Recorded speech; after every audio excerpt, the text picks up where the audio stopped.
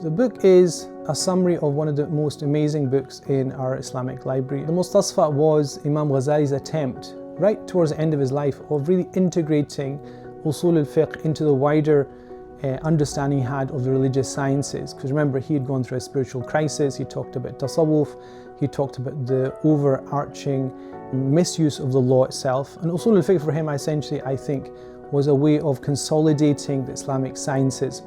And he created this amazing view of Usul al-Fiqh through 4 poles, which is very fascinating in and of itself. 100 years later, Imam Ibn Rushd, the great philosopher and legal theorist, came and summarized that book in a very unique and critical way. The content of our course essentially will be looking at the 2 books and their interaction. So in terms of intellectual history, it's an amazing opportunity for us to go through 2 seminal works in one. Also to go through one of the most important subjects in the Islamic corpus, which is Usul al-Fiqh.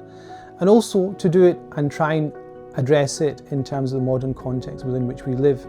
And through that, inshallah, we will do justice to the topic. We will be able to delve into issues that perhaps are not looked at in detail, and also in that, hopefully, you'll have a wider understanding of how language, how religious sources impact not just fiqh. Usul al-Fiqh actually, in a very primary sense, also is connected to theology.